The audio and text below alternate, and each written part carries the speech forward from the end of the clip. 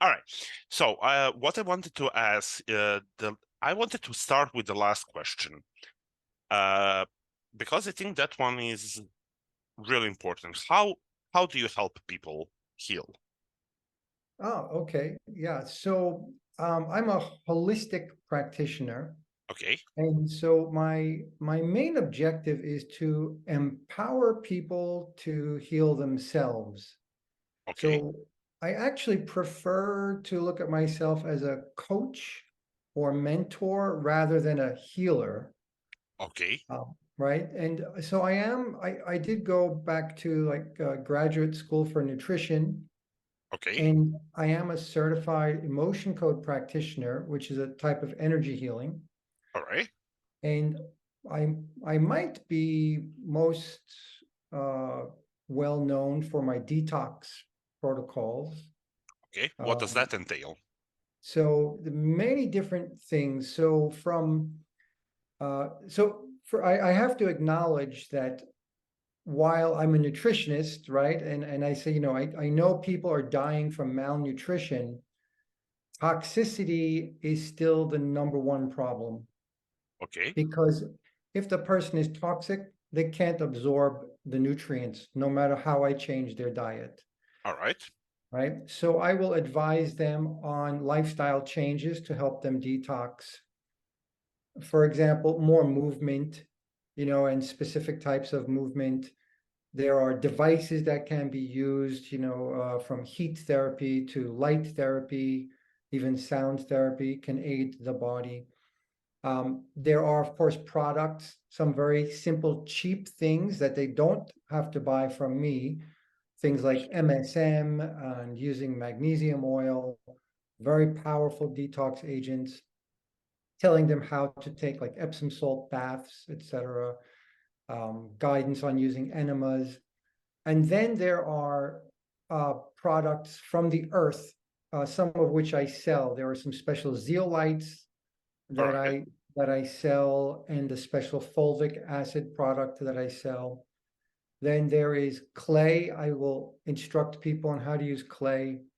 And actually, there's a Western Price Foundation has interviewed me a couple of times, and one is on clay. So there's a very good clay podcast.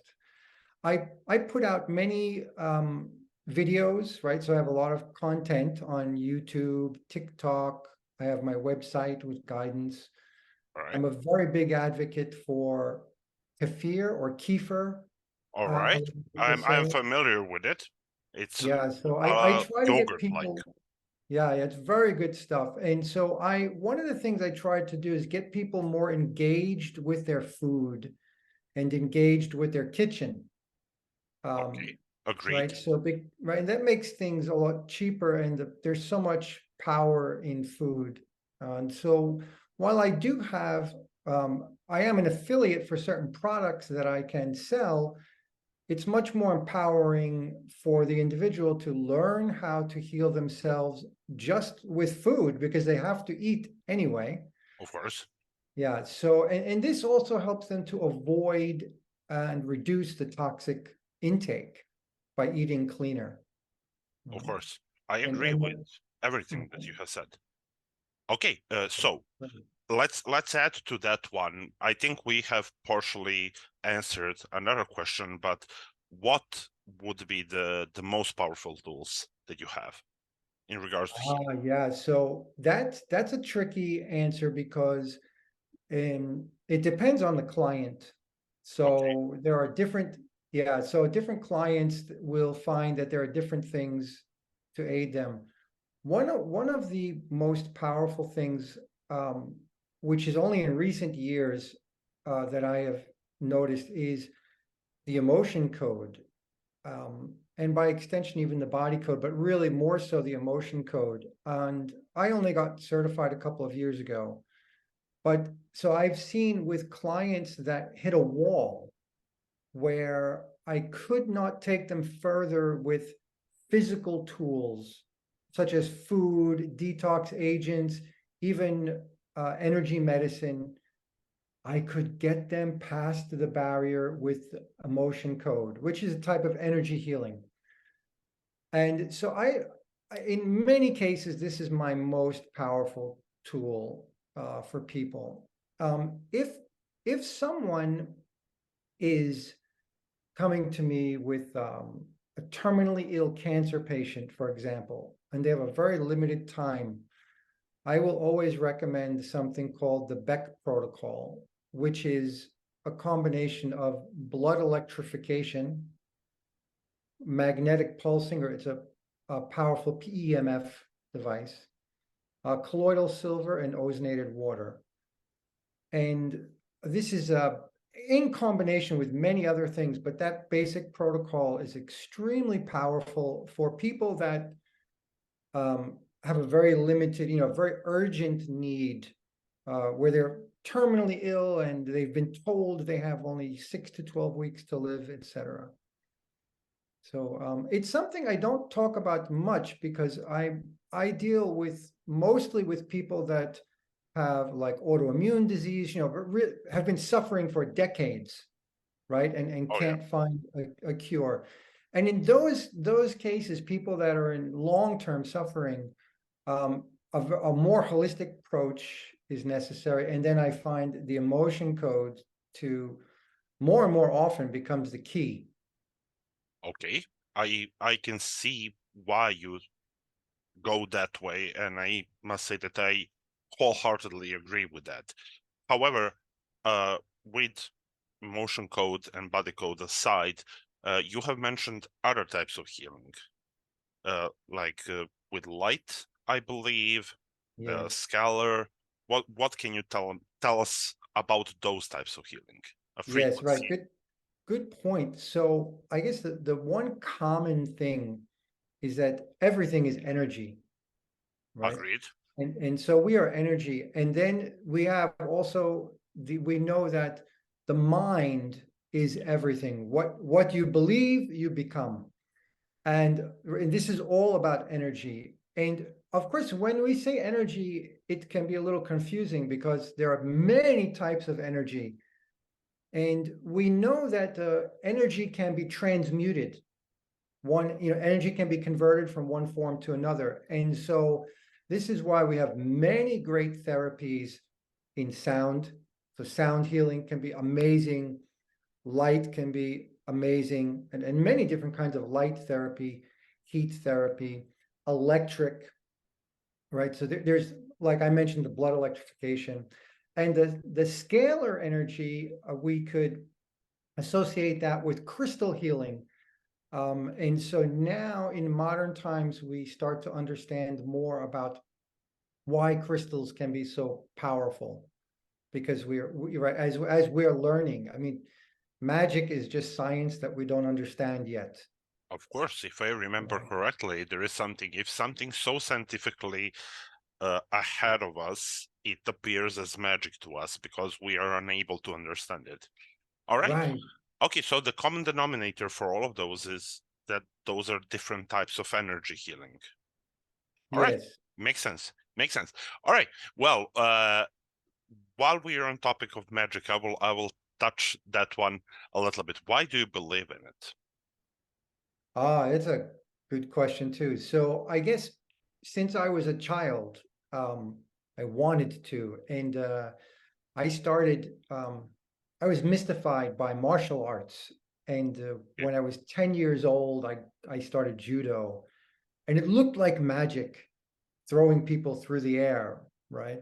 So, but I quickly got into the philosophies, and so I studied all the Eastern philosophies as from from my childhood through my teens, and they talked more about magical types of things. And while, of course, we have a very rich magical heritage in the West, science tends to,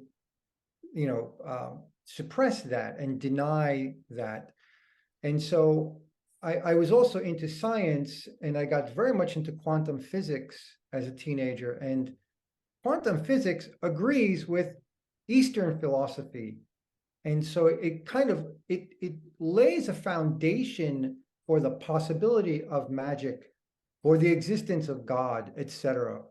That the simplest way to explain it is that quantum physics shows us that the ultimate reality is non-local, beyond our physical 3D space or 4D space-time.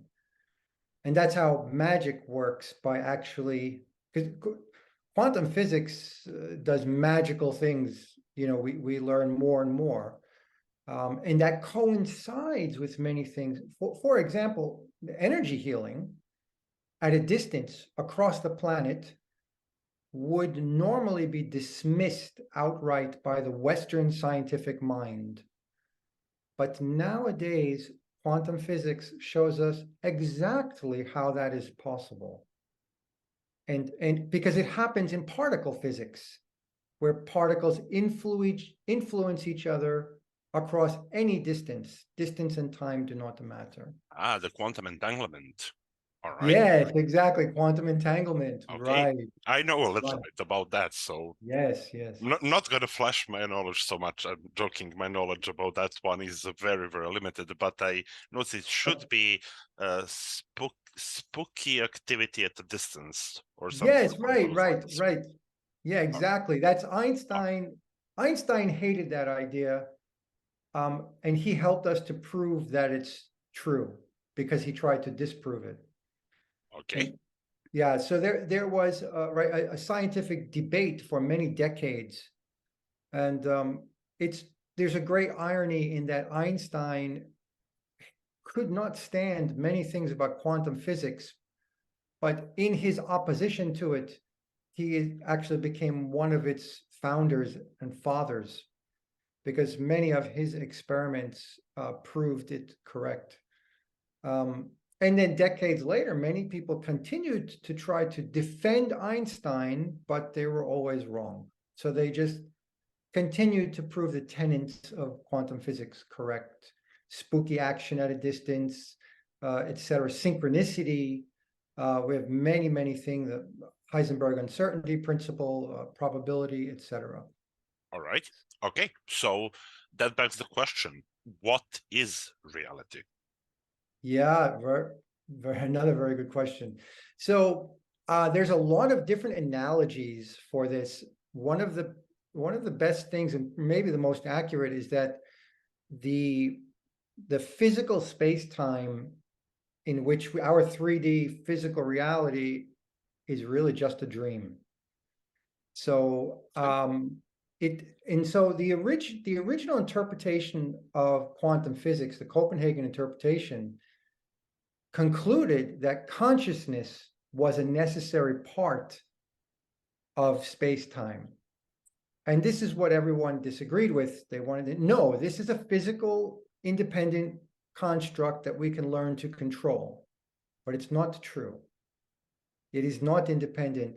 Part of this construct is actually our consciousness creates it. And therefore, we have the ability to manipulate it, because we have the ability to go beyond this physical confinement. So Okay. there is a construct, right? We have all the laws of physics and such, Einsteinian physics, Newtonian physics. They enable us, they show us how we can navigate this space-time. But quantum physics shows us even more how we can navigate it, and seemingly how we can violate the other laws of physics. That In connects to what we were talking about magic. Yes, right, exactly. Breaking And things that we would believe are physically impossible in a way. right, exactly. And what's really interesting is that with quantum physics, I often like to say that actually the science of quantum physics preserves the Einsteinian physics, meaning we don't exactly violate those things. It's because there are other mechanisms. Quantum physics shows us that is accessing this the non-local reality. So another great analogy is Plato. If we're familiar with the great Greek philosopher Plato, Of course. he said we are just shadows on a wall. The shadow in a cave experiment. Yes, exactly. Right, the allegory of the cave, exactly. So, and he's the ultimate reality is something else we can't comprehend with the physical mind, right? But something else casts the shadow. Aristotle disagreed, right? His student. And unfortunately, the Western mind kind of followed Aristotle. But quantum physics shows us that Plato was correct. And Okay. so, right? And so magic and quantum physics show us basically we can access the non-local reality to do things, to achieve things in the physical reality that seem impossible. Okay. Such, right? That's the spooky action at a distance. Synchronicity cannot be explained by Einsteinian physics, right? Because it looks like we violate the limit of the speed of light. But we actually do not, because everything is connected holistically in the non-local reality. Okay. All right. Uh, that's something I think a lot of people should take a better look at and think about that more. Okay, so let's put the Earth and what we experience here aside, and let's talk about what lies beyond this little blue marble that we live on, whether it's at a distance in space or distance in a different reality. What's your opinion about uh, let's let's say aliens as a term to encompass all of those? What do you think about that? Okay, yeah, absolutely. So that, right, the definition of, we'll use aliens as the common term. It could be sentient beings from other planets, other star systems. Absolutely, they exist. There are beings from other dimensions. There are beings from other universes. So we live in a multiverse. Parallel universes, infinite parallel universes exist. So our own universe is infinite and it has dimensions beyond what we currently understand in physics. It's not just three-dimensional or four-dimensional. There are more dimensions. And there are beings that can go between dimensions so that we cannot see them. They just can hide in other dimensions. Okay. Right. And right. So so absolutely, I believe, and actually a lot of the science is showing us more and more there are parallel universes, there are multi dimensions, there's past, future, and present. There are beings from all these different places, all different types of sentient beings beyond our imagination. They all exist. They are actually among us. Many are here among us, even on Earth. Many people perceive them. Many people have the ability to perceive them very easily, either visually or audibly or energetically, in many different ways. This would include also like the spirits, right?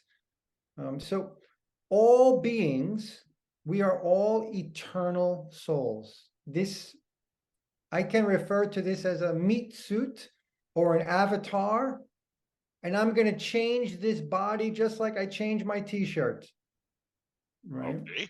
So basically, the soul is intact and will just get from one husk into another. Yes, yes, right, Okay. right. Okay. All right. Now, I want to touch one point that I'm really unfamiliar with. I want to ask you, several times I have heard you mention Bashar. Who is Bashar? Yes, Bashar is a first contact specialist. Okay. He has been he has been here for 40 years helping us to prepare for first contact with our galactic friends. right? So and he is not human. He is an entity from another race that channels through a human. This human is known as, his name is Daryl Anka, just a normal guy. He works in Hollywood. He's been channeling consistently for 40 years, like every month. And these are referred to as transmissions. These channeling episodes, they're referred to as transmissions. And he is, in my opinion, he is the single greatest source of knowledge that mankind has ever come across. Okay. And the reason I say this is we have there are many channelers out there. There are many other beings that do try to assist us. But Bashar is the most concise and direct source of information. So he will answer questions on quantum physics, not everything. So they'll say these beings, because it's not only Bashar, but they understand that giving us too information will interfere with our natural evolution and even our free will, right? So they do what they can without interfering with us too much. And so if you want to get even more technical about exactly who he is, his race of people are called the Essassani, and they are actually a hybrid race from our future. So from a parallel universe in our future. So that will violate a lot of beliefs for a lot of people when I add those definitions. But if you listen to him, for 5 minutes, maybe you'll think, this is nonsense, this is impossible. But if you listen to him for several hours, you will not be able to disbelieve, because in 40 years, he's answered probably more than 5,000 questions. He's never wrong. He answers instantly without hesitation, unless he has to pause to get like an authorization to see if it's okay, if he's allowed to give us this information.